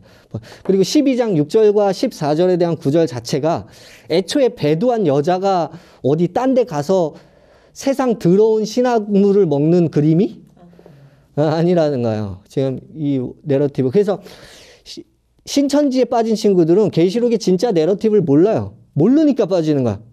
그러니까 저렇게 토막내 갖고 다 갖다 연결시키는 거를 갖고 오는 거죠. 그래서 만약에 계시록에서 말하는 내러티브는 네가 말한 게 맞아. 근데 성경은 비밀로 감춰져 있어서 이 성경이 비밀로 감춰져 있는 건 그냥 사람의 머리와 지식 갖고 알 수 없어 라고 얘기하면 그 친구는 그냥 그 동네가 무너질 때까지 계셔야 되는 거야. 지금 13장에 대한 부분을 했고 그 다음에 이제 다른 부분을 한 부분을 더 할 건데 그 부분이 언제면 20장이에요. 그 아마 신천지는 그렇게 얘기할 거예요. 12장에서 나오는 여자가 이미 4장 이후로부터 1장 본 거, 2장, 3장 이제 있는 일, 4장 장차 될 일. 그러면 계시록은 미래에 대한 얘기다. 장차 될 일을 얘기하는 거다. 왜 여자를 과거의 그 예수 그리스도, 왜냐하면 95년경에 계시록이 써졌다 할지라도 12장에 나오는 여자가 그리스도에게 적용된다면 과거 얘기잖아요. 과거 얘기를 왜 하고 있냐. 이렇게 이제 얘기를 할 거란 말이죠. 근데 과거 얘기해도 상관이 없어요. 그러니까 지금 이 공동체, 이 여자의 후손들, 성도, 이 성도들이 믿음을 지켜야 될 것, 요게 미래에 대한 얘기인 거잖아요. 끝까지 타협하면 안 되는 거. 요걸 얘기하기 위해서 그 줄거리의 내용을 앞에 얘기를 갖고 와도 상관이 없어요. 그래서 장차 될 일을 갖고 오는데 초반에 과거 부분의 내용이 들어온다고 해서 크게 문제가 되는 건 아니에요. 다니엘서에 보면 금, 은, 동, 철, 진흙 섞인 거 나오죠. 이런 식으로 해갖고 뭐 밑에 여기가 섞여 있는 금이 누구야? 바벨론이야. 뭐 메데바사, 뭐 그리스, 뭐 이렇게 해갖고 쭉쭉 나가잖아요. 분열 제국 해갖고 쭉 나가는데 이렇게 얘기해요. 장차 될 일. 그 다음 미래의 일. 뭐 이런 식의 표현이 나온단 말이야. 근데 바벨론은 미래요? 아니죠. 현재 있는 나라죠. 그래서 그러니까 요 단어만 이렇게 보고 나서 얘네도 왜냐면 바벨론 왕 느부갓네살인가 한테 얘기를 하는 거거든. 그러니까 요런 식으로 이렇게 단면적으로 보면 안 된다. 근데 신천지는 문자적 단면적으로 보려고 하죠. 그래서 11절부터 가보죠. 17장 11절. 저는 있었다가 지금 없어진 짐승은 여덟째 왕이니 일곱 중에 속한 자가 저가 멸망으로 들어가리라. 자, 아까 7머리 10뿔이라 했잖아요. 7이 왕도 10개도 왕이다 이렇게 표현하거든요. 7 중에 속했대. 근데 8번째 왕이래. 이게 누구야? 짐승. 그 성경에 나오는 그 어디에서 올라온? 바다에서 올라온 짐승. 아까 13장에서 요 짐승. 얘가 왕이잖아요. 얘가 주인공이에요. 빌런. 계속. 내가 보던 열둘은 열 왕이니 아직 나라를 얻지 못하였으나 다만 짐승으로 더불어 임금처럼 권세를 받으리라. 자, 보세요. 그러면 이 왕은 아직 권세를 못 받았대. 그죠? 그 대신에 누구 때문에? 얘 때문에 어떻게 할 거래요? 권세를 받을 거다. 그럼 8번째 왕, 이 짐승이라고 표현할게요. 이 짐승과 열왕이 뭐랄까요? 권세를 받아서 저희가 뜻을 가지고 자기의 능력과 권세를 짐승에게 주더라. 계속. 저희가 어린 양으로 더불어 싸우려니와 어린 양은 만주해 주시오. 만왕의 왕이시므로 저희를 이기실 터이요. 또 그와 함께 있는 자를 곧 부르심을 입고 끊으심을 얻고 진실한 자들은 이기리로다. 그러면 이 지금 8번째 왕이 열왕한테 권한을 줘서 그 7머리 10뿔인 거잖아요. 얘가 누구하고 싸움을 건대? vs. 그다음 누구하고? 예수님과 싸움을 걸 거다. 지금 요 그림을 그리고 있죠. 근데 그 전에 하는 게 있어요. 예수님과 싸움하기 전에 어떻게 하냐면 16절. 내가 병과 이 열불과 짐승의 음녀를 미워하여 망하게 하고 벌거벗게 하고 그 살을 먹고 불로 아주 사르리라. 그러니까 그 여자, 그 도시를 어떻게 한대요? 불에 태운다. 이렇게. 바벨론을 하나님이 태워요? 짐승이 태워요? 하나님도 태우고 짐승도 태워요. 그래서 왜 그렇게 연결이 되냐면 17절 때문에 그래요. 시작. 하나님이 자기 뜻대로 할 마음을 저희에게 주사 한 뜻을 이루게 하시고 그들의 나라를 그 짐승에게 주게 하시되 하나님의 말씀이 응하기까지 하시니라. 뭐라 그래요? 하나님이 그렇게 되도록 마음을 짐승에게 줬다. 그러니까 하나님이 이 짐승을 도구로 쓰는 거죠. 그래서 이 바벨론이 망하는 거 18장 간단하죠. 그래서 18장이 망하는 내용이 나오는 거예요. 근데 이거 망하는 것도 어떻게 망하냐면 한순간에 망해요. 그러니까 묵시라는 거는 되게 간단해요. 하나님이 개입해갖고 한순간에 끝내는 그림을 그려요. 묵시선은. 18장 8절 읽어보세요. 그러므로 하루 동안에 그 재앙들이 이르리니 곧 사망과 애통과 흉년이라 그가 또한 불을 사하시니 그를 심판하는 주 하나님은 가하신 자리. 하나님이 심판하시죠. 근데 하나님이 누구를 들어 심판하시죠? 그 짐승을 들어 심판하시죠. 며칠 만에? 순간 혹은 1시간이라고도 번역할 수 있어요. 1시간 만에, 하루 만에, 단시간에 박살 내버린다. 그러면 바벨론을 지금 이 7머리 10뿔이 박살을 낸 후에 누구한테 시비를 걸까요? 예수에게 시비를 걸겠죠. 그래서 19장 19절. 또 내가 보매 그 짐승과 땅에 자 보세요. 그러면 7머리와 10뿔과 라는 말 대신에 이렇게 표현했어요. 짐승과 세상의 왕들과 이렇게 7머리와 10뿔이 이렇게 지금 얘기하는 거랑 똑같죠? 계속 그들이 모여 그 말탄 자와 그의 군대를 걸어 전쟁을 일으키다가 대항하려고 전쟁을 일으키고 싸우려고 했다. 그리고 전쟁을 한다라고 했는데 전쟁은 없어요. 이 계시록에서 뭐 아마겟돈 전쟁 무슨 전쟁 뭐 얘기가 많은데 항상 뭘 하려고 얘네들이 사람을 모으면 예수와 하나님의 편에서 일방적으로 그냥 끝내버리는 그림을 그려요. 싸우려고 모아 있는 것을 봤다. 20절. 짐승이 잡히고 그 앞에서 이정을 행하던 거짓 선지자도 함께 잡혔으니. 아까 지금 여기서는 뭐 바다 짐승, 땅 짐승 이렇게 표현 안 하네요. 짐승과 거짓 예언자 이렇게라고 표현을 하네요. 그 둘이 잡혔어요. 그래서 얘네 둘이 어디로 가요? 지금 우리가 이제 평소에 말하는 그 지옥이라는 표현, 그 불바다로 들어가죠. 21절. 그 나머지는 말탄 자의 입으로 나오는 검의 죽음에 모든 새가 그리로 배불리로다. 고대 시대에는 이 대머리 독수리나 아니면 수리과가 와갖고 시체 뜯어먹었잖아요. 시체가 장사되지 않는다는 건 완벽한 패배를 그리고 치욕적인 그런 패배를 상징적으로 그리고 있어요. 그래 놓고 나서 20장으로 넘어가는 거예요.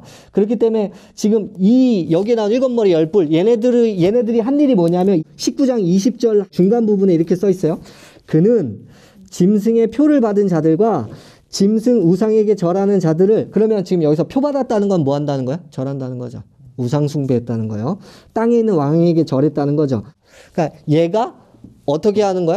요 땅에 있는 이 세상을 갖다가 하늘에 있는 왕에게 절하게 하는 것이 아니라 누구? 땅에 있는 왕에게 절하게 하는 거야. 그렇기 때문에 하나님은 요 하늘에 있는 왕에게 절하는 자들과 땅에 있는 왕에게 절하는 자들을 뭐 하시는 거야? 구분 짓는 거야. 이 자들을 뭐 하고? 신원해 주시고 이 자들을 뭐 해 주시는 거야? 심판해 주시고. 이 그림을 그려요. 신약에서는 선과 악 간의 뭐요? 심판을 얘기하자. 근데 계시록의 20장에서는 조금 선악의 심판을 얘기하지만 조금 다른 그림으로 그래요. 어떻게 그리냐면 예수가 재림하셨어요. 19장에서. 그래서 7머리 10뿔 다 죽이든 지옥에 보내든 그렇게 그리고 나서 예수가 20장에서 하실 일이 있어요. 선악의 심판을 해야 되죠. 그러면 누구를? 순교자들을 뭐 해야 돼요? 부활시켜야겠죠. 그래서 이게 선의 부활. 그러면 악한 자들도 부활해야 될 거 아니에요. 그죠? 근데 악한 자들이 부활을 안 해요. 부활을 안 하고 1000년간 뭐예요? 왕노릇 한다 그러죠. 순교자가 부활한 다음에. 그럼 1000년 동안 이 마귀는 어떻게 돼요? 불못으로 들어가요? 무적행. 이렇게 그리는 거야. 용이 어디에 있었어요? 하늘에 있었죠. 하늘에서 어디로 내려가요? 땅으로 내려가죠. 땅에서 어디로 내려가요? 무적행에서 어디로 내려가요? 불못. 네. 불바다.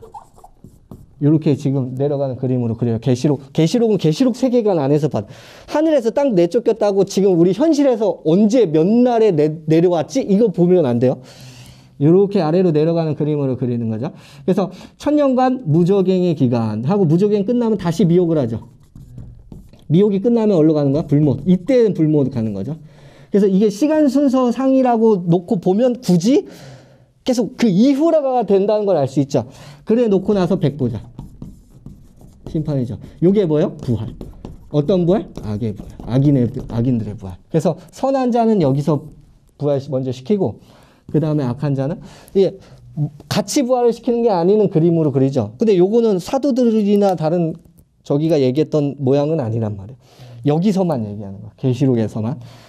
그래서 부활을 시킨 다음에 심판 끝나고 나서 땅과 하늘, 이게 뭐냐? 기존 질서예요. 기존 질서를 어떻게 하고? 없애고 그 다음에 새 하늘과 그리고 새 예루살렘. 이게 뭐야? 시티였죠 아까. 순결한 여자. 그래서 공동체. 이게 뭐야? 신부. 그래서 누구하고? 예수와 뭐 하는 거야? 혼인. 21장 22장 끝. 이렇게 그리고 끝나는 거야. 20장 1절이요. 또 내가 보내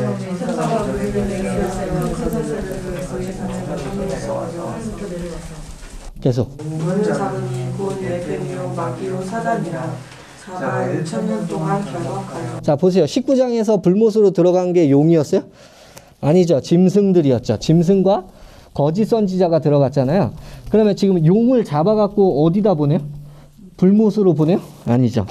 그래서 자 천년왕국의 시작이에요. 왕국이 이제 시작되는 거예요. 1000년 동안. 여기 1000년이라는 기간이요.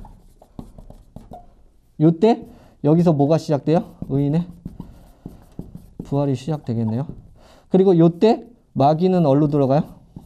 용은 무저 갱으로 간다는 것 자체가 미혹을 할 수 있다는 거 없다는 거야? 잠시 미혹을 할 수 없는 상태로 들어가겠네요.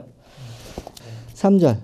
무적에게 던져 잠그고 그 위에 임봉하여 1000년이 차도록 다시는 왕국을 미혹하지 못하게 하였다가 그 후에는 반드시 잠깐 노일이라. 잠깐 노인데요, 그죠? 미혹하지 못하게 했다가 그 다음에 잠깐 노인데 1000년이 문자인지 상징인지 모르겠어요. 지금 그걸 얘기하려고 하는 건 아니니까. 근데 저 같은 경우는 계시록 2장, 계시록 안에서 4장 이후로 나오는 모든 숫자들 다 상징으로 봐요. 제 관점은 어떤 기간 동안 묶어놓는다 지금 이러고 있어요. 4절. 또 내가 부자들을 보니 거기 앉은 자들이 있어 심판하는 권세를 받았더라. 또 내가 보니 예수의 증거와 하나님의 말씀을 인하여 목배임을 받은 자의 영혼들과 또 짐승과 그의 우상에게 경배하지도 아니하고 그들의 손에 그의 표를 받지도 아니한 자들이 살아서 그리스도로 더불어 1000년 동안 왕노릇하니. 표 받지 않은 자. 그리고 네 부류가 그리스도와 더불어 왕노릇 할 자들. 이렇게 네 부류로 나뉘고 있어요. 이 네 부류는 사실 다 똑같은 거예요. 엄밀히 따지면 이렇게 환상을 먼저 보고 심판의 권세, 보자라고 얘기하면 이건 그리스도와 하나님의 보자예요. 근데 보자들 복수로 얘기하면 이거는 동일한 교회가 유업받을 그 보자들을 얘기하는 거야. 심판의 권세. 이건 그리스도가 주시는 권세겠죠. 그래서 이들도 심판할 수 있는 권한이 있다라고 하고 환상이 싹 바뀌어요. 그러면서 목배임 받은 자의 영혼이 있다. 그리고 표받지 않은 자가 있다. 그리고 그리스도와 더불어. 그래서 요 두 개는 묶여 있어요. 표받지 않은 자다. 그들이 부활하여 그들이 살아서 1000년 동안 왕노릇할 것이다. 이렇게 지금 얘기하고 있죠. 근데 신천지는 요 14만 4천의 영혼이 신천지 교인의 14만 4천 명의 육체로 신인합일 이렇게 그리고 있죠. 근데 요거 아닌 거 아시죠? 왜냐하면 지금 이거 똑같은 얘기예요. 왜냐하면 표를 안 받았으니까 목배임을 받았고 그 자들을 하나님이 부활시켜서 왕노릇, 그 자들이 심판의 권한을 준다. 다시 4절 다시 한번 읽어보죠. 또 내가 부자들을 보니 거기 앉은 자들이 있어 심판하는 권세를 받았더라. 심판한 권세를 받았더라 라고 얘기하고 또 나는 이라고 넘어가요. 개혁판에 뭐라 써 있어요? 그 다음에 또 나는 이라고요? 또 내가 보니 환상을 다른 걸 또 보기 시작하는 거죠. 내가 보니 예수의 증거와 말씀을 인하여 목배임을 받은 자의 영혼들과 그리고 또 짐승과 그의 우상에게 경배하지도 아니하고 이마와 손에 그의 표를 받지 아니한 자들이 살아서. 그러니까 지금 여기서 얘기하는 거 우리가 문맥대로 봤을 때 이 두 부류는 같은 부류다라고 볼 수밖에 없는 거란 말이야. 근데 얘네들은 지금 이렇게 요건 영혼이고 요거는 살아있는 자고 요렇게 이제 두 개로 나눠 놓는다는 거야. 그래서 여기 보면 살아서 이렇게 얘기하죠. 요거를 산채로라고 해서 그래요. 육신이 죽은 자들은 신령한 몸으로 부활하여 살고 육신이 살아있는 자들은 하나님의 나라가 사람들에게 임하게 되니 산채로 그리스도와 왕노릇하게 될 것이다. 근데 여기서 살아서는 뭐요? 살아나서를 얘기하는 거야. 이해되시죠? 요거 잘 설명해 주면 될까요? 그래서 요 부분에서 14만 4천, 뭐 신인 합일, 뭐 다른 사람이 영혼이 들어오는 그런 개념은 성경에 없다. 요것도 말 바꾸려고 하고 있어요. 이게 뭔 소리냐면 여기서 실제로 우리 영혼에 들어와서 같이 산다는 게 아니라 그냥 신혼방 차리고 같이 사는 걸 비유적으로 표현한 거다. 요렇게 이제 지금 바꾸려고 하고 있어요. 이해되시죠? 신인 합일도 이제 나중에 부정하게 될 거예요. 뭐 다른 번역 보면 이렇게 얘기하죠. 목배임 받은 자의 영혼들을 봤다. 그들이 누구냐면 표받지 않은 자들이다. 그래서 대의로 계속 묻고 있단 말이야. 목배임 받은 자의 영혼들이다. 그들은 표받지 않은 자다. 그들은 살아나서 그리스도와 왕노릇한다. 이렇게 해서 대의로 계속 묻고 있거든요. 그들로. 천년왕국이 이미 시작된 거죠. 천년왕국이 신천지죠. 그래서 지금 한 38년, 9년 뭐 그렇게 된 건데 84년 3월이라고 가르치나? 뭐 80, 뭐 몇 년이라고 가르치더라. 4절, 그리고 5절. 그 나머지 죽은 자들은 그 천년이 차기까지 살지 못하더라. 이는 첫째와 유아로 그죠? 나머지 죽은 자는 못 살아나요. 이 사람들은 어디서 살아나냐면 11절 이하로부터 살아난단 말이야. 그죠? 그래서 여기 4절 이하에 살아서 왕노릇한다라는 단어와 5절에 살아나지 못한다라는 게 죽었다가 살아나는 동일한 걸 얘기하고 있는 거죠. 그래서 만약에 이 4절에 살아서를 산채로라고 해석하면 5절에 그 살아나지 못하는 그 말이 안 되는 거야. 연결이 안 된다라는 거예요. 6절. 이 첫째 부활을 참여하는 자들은 복이 있고 거룩하도다. 둘째 사망이 그들을 다스리는 권세가 없고 도리어 그들이 하나님과 그리스도의 제사장이 되어 천년 동안 그리스도로 더불어 왕노릇하리라. 왕노릇 할 것이다. 요때 이제 예수의 피의 효력이 나타난다. 지금 이렇게 얘기하고 있어요. 피가 뭐냐면 우리는 이 십자가 뭐요? 죽으심이죠. 그래서 대속을 얘기하는 거잖아. 근데 그들에게 있어서 피는 뭐냐? 말씀이요. 그래서 계시록에 감춰진 말씀 깨닫는 거. 2000년 동안 피, 말씀이 어떻게 봉함되어 있었다. 이렇게 해서. 그래도 말이 안 돼요. 피가 말씀이 봉함되어 있으면 14만 4천이라는 영혼은 어떻게 구원받는다는 거야? 그리고 2000년 동안 14만 4천 명밖에 구원을 안 받았어. 중국에 순교한 사람만 해도 20만 명이 넘는데. 중국만. 그러니까 이런 다 말이 안 돼. 다 말이 안 되기 시작하는 거고. 그리고 피라는 거를 갖다가 뭐 피를 예언약을 모세가 중재 삼고 이스라엘 백성과 하나님이 맺었던 그 시내산 언약. 그걸로 안 보고 예언약을 장막성전이 맺었던 언약. 장막성전과 하나님이 맺었던 언약. 그래서 피로 언약했다. 피가 뭐냐? 링겔병 1리터짜리 2개에다 피를 냈다. 피를 낸 거래. 근데 피로 언약한다고 성경에서 얘기하는 건 뭐예요? 죽여서 언약하는 거거든요. 죽였냐? 이렇게 물어보세요. 그럼 뭐라 그럴 거냐면 동맥 끊었다 그러거든. 그게 죽은 건가 마찬가지 뭐 이런 식으로 말도 안 되게 이제 얘기를 할 거예요. 그리고 이게 옛 언약이면 새 언약은 뭘까요? 하나님하고 신천지 혹은 이만희와 맺은 걸 새 언약이라고 하죠. 피로 언약.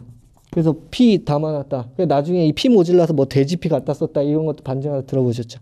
이 피도 뭘로 해야 돼 그러면? 성경대로 하면 목숨 바쳐야 돼. 총회장님 죽으셨었어야 돼.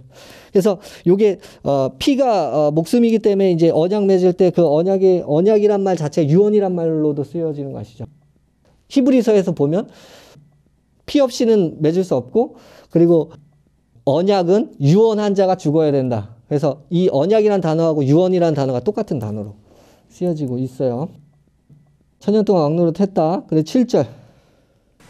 천년이 참에 사탄이 그 옥에서 모여 나와서 땅의 사람 백성고 독과 마곡과 모아 싸움을 치리니 그 수가 바다 모래 같으리라. 다시 천년이 끝났어요. 그리고 나서 미혹을 다시 시작하죠.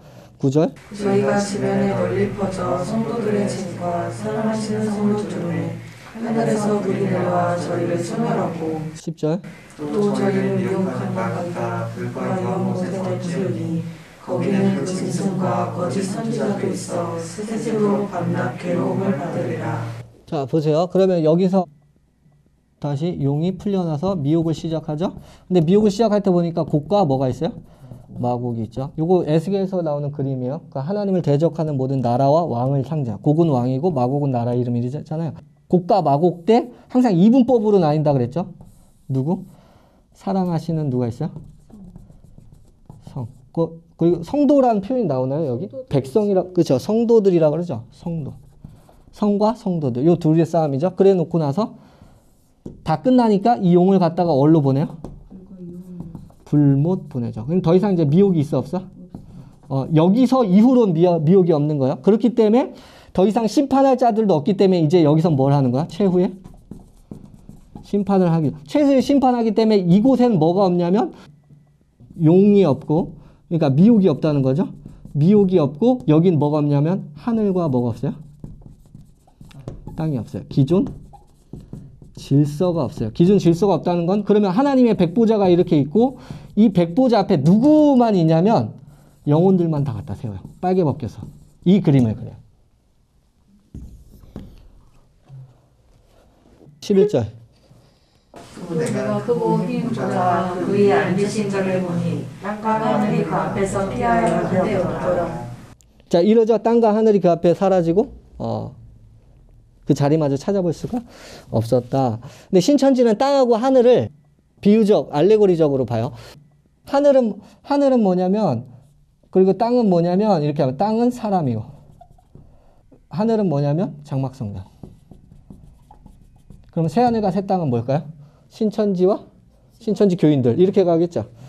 그래서 하늘과 땅을 만약에 여기서 뭐 봐버리면 문제가 생기나. 이게 뭔 소리냐면 이거야. 20장 이후로 천년왕국이 시작됐죠. 천년왕국이 시작됐다는 건 옛 하늘과 옛 땅. 그러니까 뭐죠? 그들의 입장에서 장막성전이 사라졌다는 소리죠. 84년 이후로니까. 근데 그 이후로부터 그럼 땅 하늘이 나오면 그 땅 하늘은 뭐가 돼요? 신천지와 성도들이 돼야 될 거 아니에요. 근데 지금 여기서 11절에 갑자기 땅과 하늘이 사라졌다. 이렇게 봐요. 사라지면 돼, 안 돼? 안 되잖아. 영원히 있어야 되는데. 그죠? 그러니까 이거를 갖다 신현웅 목사가 그때 물어봤던 거야. 그 안에 들어가 있을 때. 물어본 거죠. 뭐라고 물어봤냐? 땅과 하늘이 없어지면 안 되는데, 자기 공동체와 사람들인데, 이 땅과 하늘이 없어지면 안 되는데 어떻게 된 거냐라고 총회장한테 물어보니까 총회장이 뭐라고 했어요? 피하여 간 데 없다. 피하여 간 데가 없으니까 그대로 있는 거다. 이렇게, 진짜 그렇게 얘기를 했대. 근데 나중에 신천지 쪽에서 분명히 그게 아니라는 걸 아니까 반증을 제작해서 얘기를 해야 될 거 아니에요. 그죠? 그래서 나중에 반증을 제작해서 얘기한 게 뭐라 그랬냐면 그 하늘과 땅은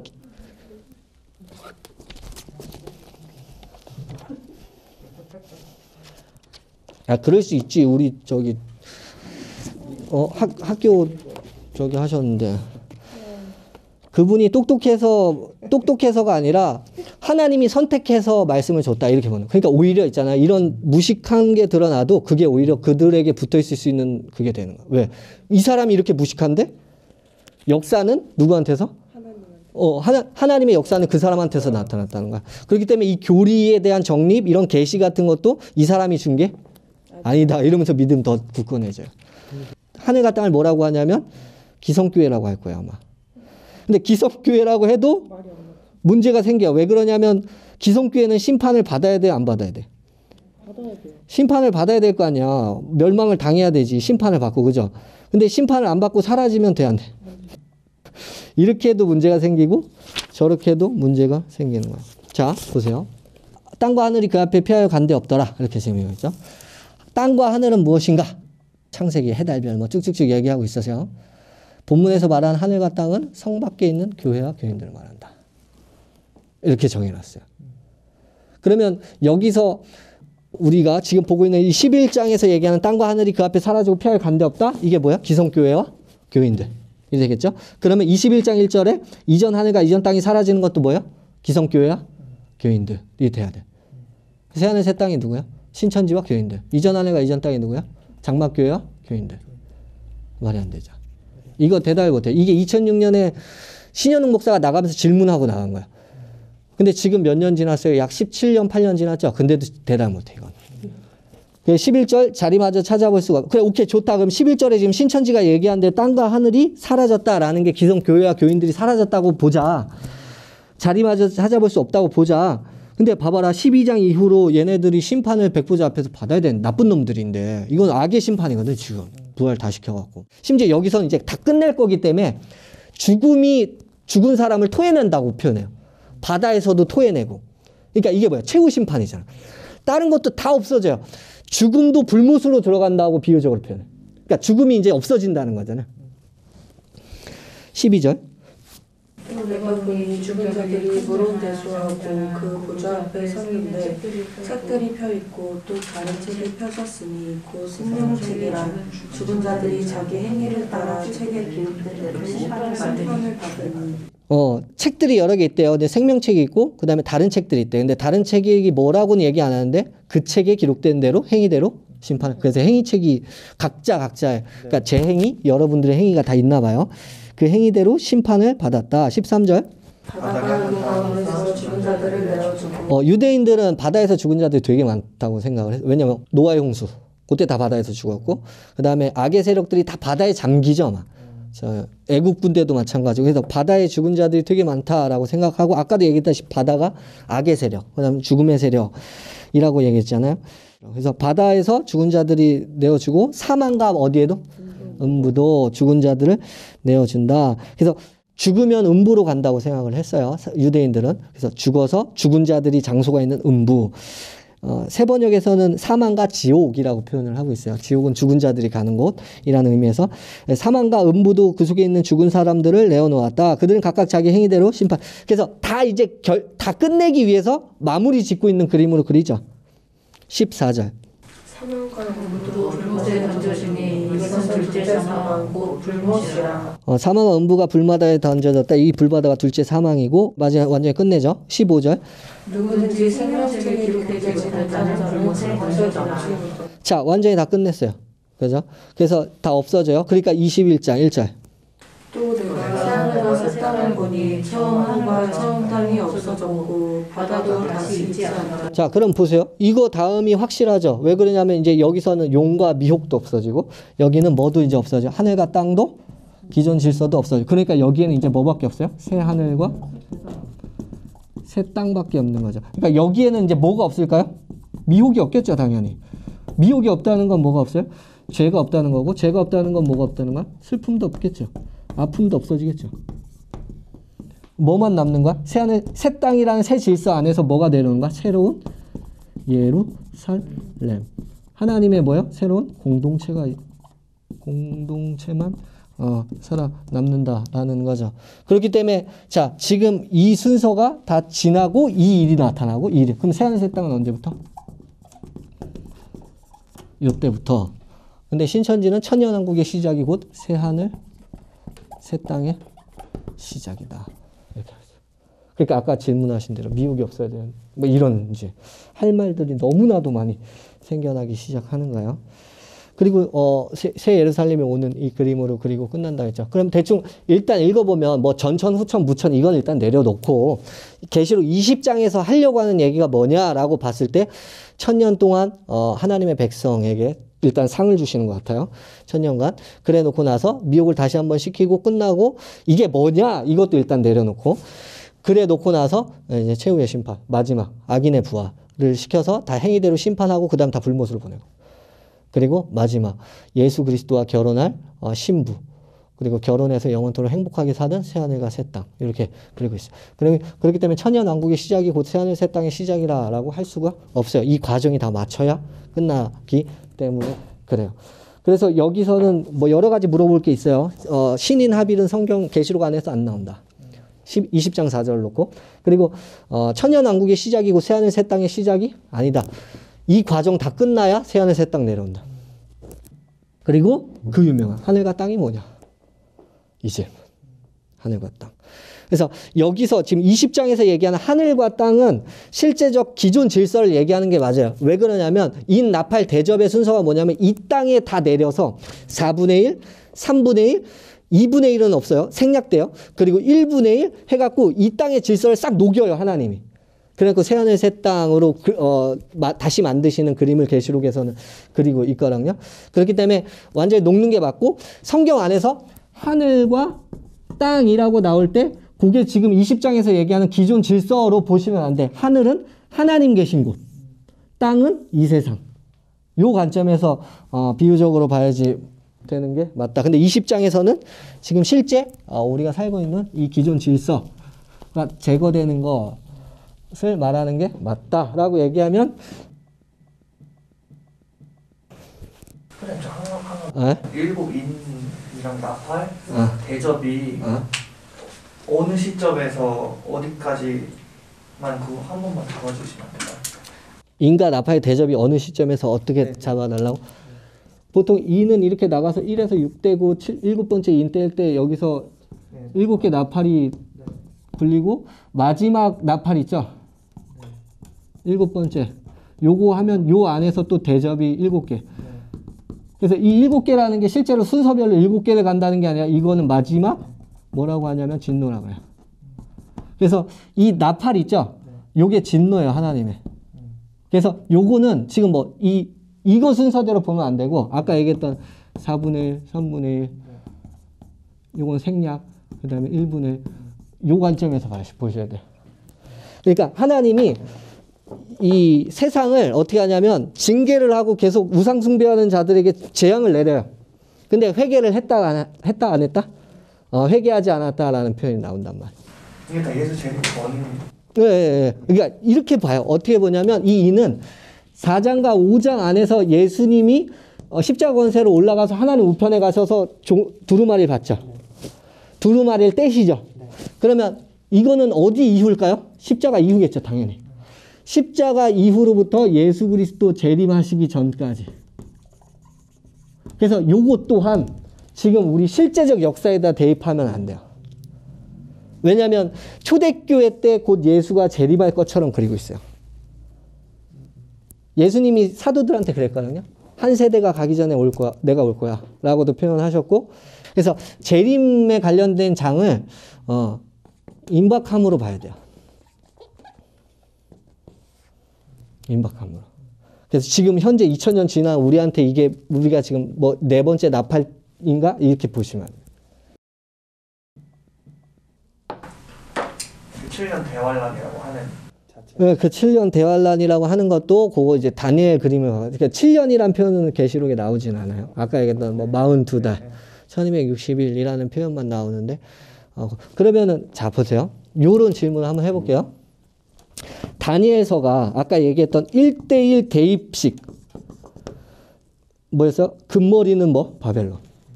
요런 식의 지금 역사적에 대입하는 그거잖아요. 맞아요. 그리고 실제로 하나님의 백성은 누구예요, 지금? 이스라엘.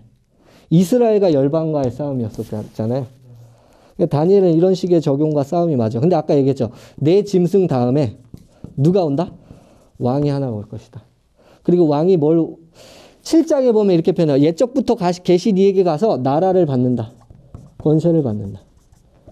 이렇게 그리거든요. 그걸 계시록에서는 어디서 그리는 거야? 12장에서 그리고 있는 거잖아요. 그죠? 그래서 지금 유대인들이 이 어떤 나라가 이후에 메시아가 와갖고 당신의 이건 문자적으로 봐요. 지금 이스라엘은. 근데 예수가 싸워서 이겼죠. 그리고 나라를 받았다라고 사도들이 생각했거든요. 왜 그러냐면 마태복음 가장 뒷부분에 뭐냐 하냐면 부활하신 다음에 내가 땅과 하늘의 권세를 받았다. 이런다. 그러니까 예수는 전쟁을 하셨어요? 안 했어요? 전쟁을 하고 뭐 했어요? 승리했어요. 그럼 무슨 전쟁과 무슨 승리를 했어요? 싸운 적이 없거든요. 십자가에 처절히 돌아가신 것밖에 없었단 말이에요. 근데 하나님이 나라와 권세를 어떻게 했어요? 왕으로 자정하시고 국가를 태동시킨 거예요. 그러면 요한계시록의 내용이 예수와 예수를 믿은 아까 형제들이라고 표현했죠. 이게 초대교회일 거 아니야? 성도들이니까. 성도들이 뭘 하는 거야? 전쟁하는 내용이거든요. 그럼 이 전쟁이 실제 전쟁일까요?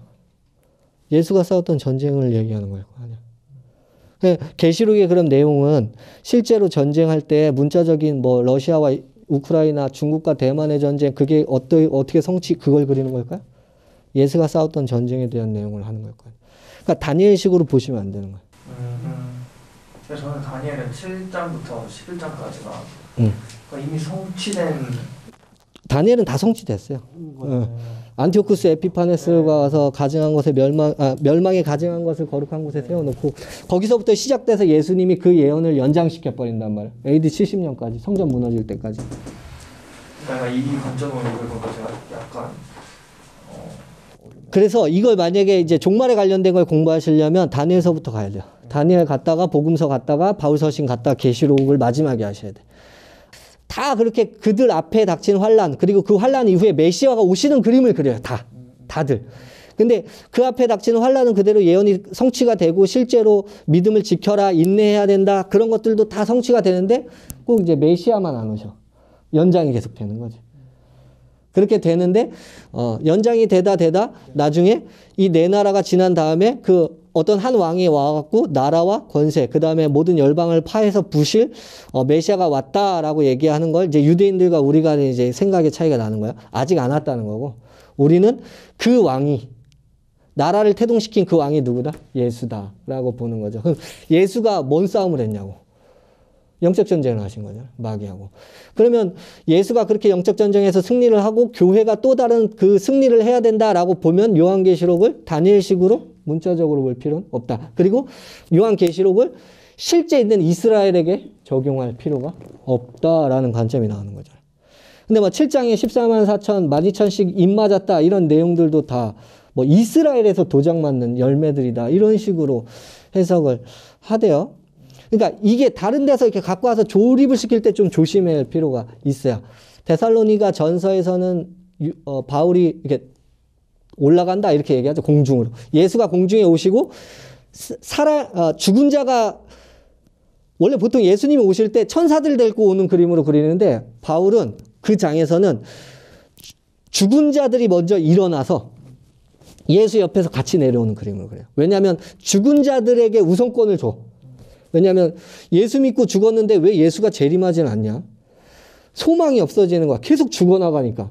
그러다 보니까 이 죽은 자들에게 소망이 있다는 걸 설명하기 위해 산 우리보다 얘네들이 오히려 더 예수와 빨리 만나고 더 영광을 취할 거다 해서 그 죽은 자들과 함께 이렇게 내려오고 공중으로 오시고 우리가 여기다가 이렇게 쏙 올라가는.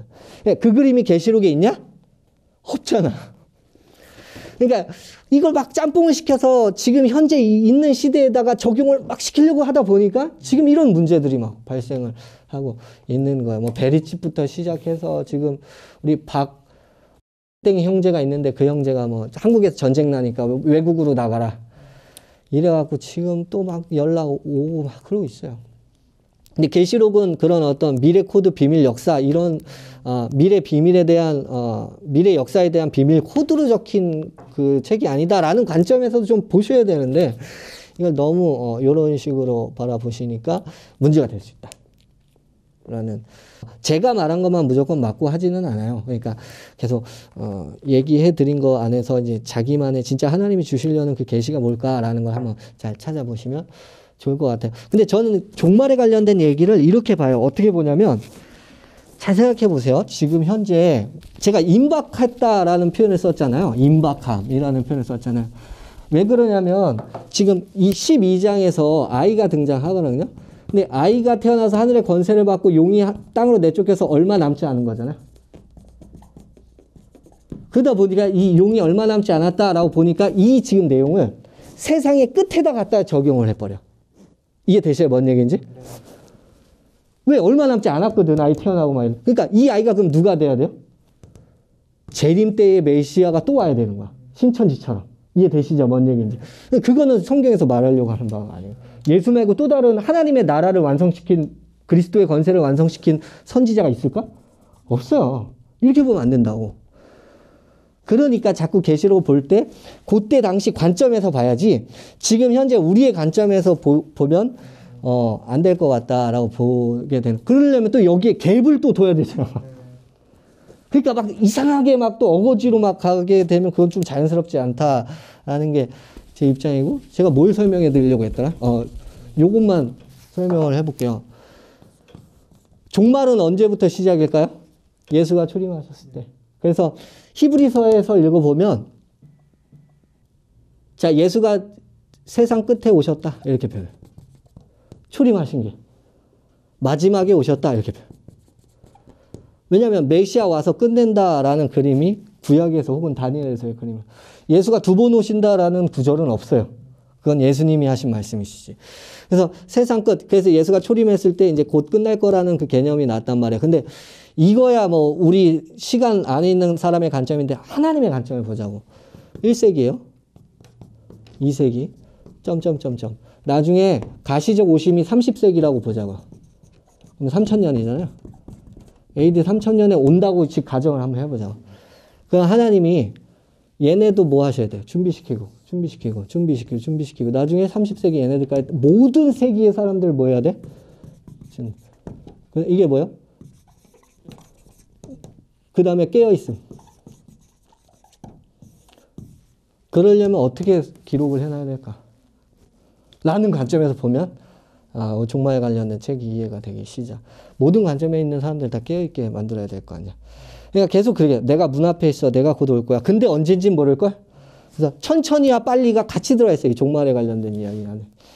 그래서 곧 올 거야. 그렇기 때문에 그게 거짓말이다. 그게 빗나갔다. 이렇게 보시면은 이게 하나님 입장에서 어떻게 봐야 될지 곰곰이 생각해 보시면 느낌이 오시겠다라는 거죠. 그렇기 때문에 종말에 관련된 건 날과 시와 때와 뭐 누가 나타나고 이게 아니라 뭐에 대한 거냐면 내가 언제? 순간. 그러니까 뭐요? 지금. 이런 표현이 나오대. 지금 뭐 미래의 이런 적그리스도가 누구를 통해서 어떻게 되고 지금 세상을 통해서 단일 정부가 조성되고 칩을 맞게 해갖고 사고팔고를 못하게 하고 이런 식으로 이제 얘기를 하대요. 근데 그거는요, 지금 현재를 그러니까 이게 뭔 소리냐면 아직 오지 않았다는 거잖아. 이 미래의 그 끝에 관련된 내용이. 그러면 어떻게 되냐면 지금은 아직 안 왔으니까 안심. 그리고 오늘은 안 살아. 근데 그거는 예수님이 하려고 하는 얘기가 아니거든. 24장에서 마태 24장에서 그 종말에 대해서 얘기하고 25장에서 비유 3개를 얘기하잖아요. 달란트 비유, 그 다음에 열처녀 비유, 그 다음에 양과 염소 비유. 그 비유의 다 내용이 뭐예요? 준비해요. 레디 하라는 거야. 왜? 언제 올지 모르니까. 그러니까 우리는 자꾸 그 가시적 재림의 끝에만 생각하고 있죠. 근데 하나님 입장에서는 개인의 종말이나 민족의 종말이나 뭐 세상의 종말이나 이거 다 똑같은 종말이잖아. 그러니까 내가 오늘 가다가 내가 만약에 여기에 공부를 하러 왔어. 그래서 내가 집 운전하고 가다가 하나님이 야 올라와 이러고 꽝 해갖고 끝이잖아. 그게 바로. 그러니까 그런 관점을 안 보고 자꾸 지구 파괴가 언제 될까 뭐 이런 그런 거 관점으로 보다 보면은 그거는 조금 제가 역사를 이렇게 돌아봤을 때도 그걸 따라가셨던 분들에게 그렇게 긍정적인 효과가 요한계시록을 통해서 나타나진 않았던 것 같다. 그리고 모든 이단들은 다 여기서 파생되는 거야. 요한계시록이 어떻게 성취되냐 뭐 이런 모든 다 박태선 뭐 유지열 뭐 지금 현재 일어나고 있는 아류들 싹 다 여기서 지금 옴 진리교 공부하고 있는데 걔네들도 요한계시록 쓰더만요.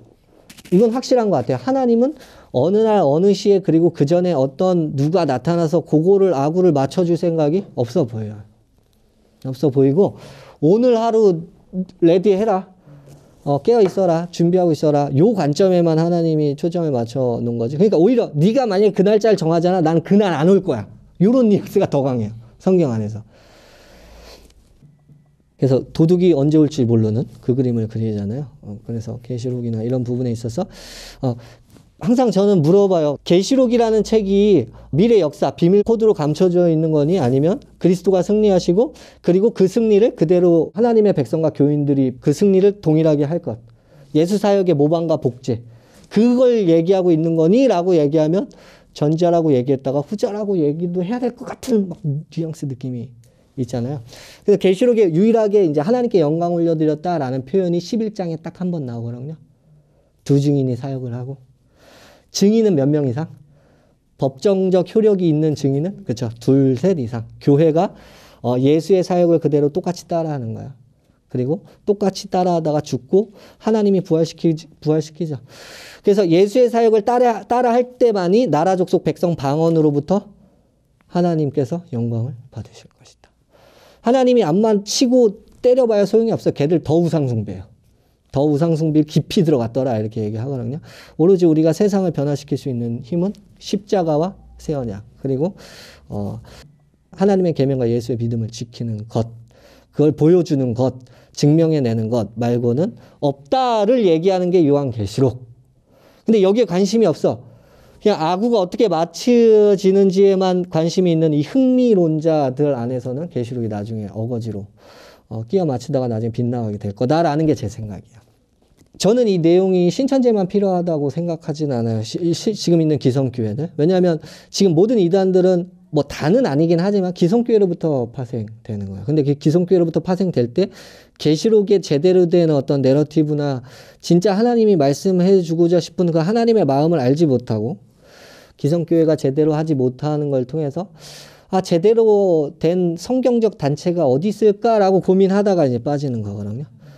그러다 보니까 우리가 먼저 제대로 된 어떤 행실이나 열매를 보여줘야 되는 건 당연한 거고, 그리고 제대로 된 성경의 해석 또한 보여준다면 싶어요. 그래서 나중에 뭐 메타버스 무너질 때가 올 텐데 잘 데려다가 계시록을 일단 1장부터 22장까지의 내러티브를 완벽하게 이해를 하셨으면 좋겠고, 그거 한 거 안에서 이제 그들이 계속 질문을 던질 때 그들보다 더 나은 소망이나 더 나은 성경의 교리 혹은 말씀을 갖고 있으면 자기가 생각했던 게 오해하고 있었던 거구나를 깨닫게 되겠죠.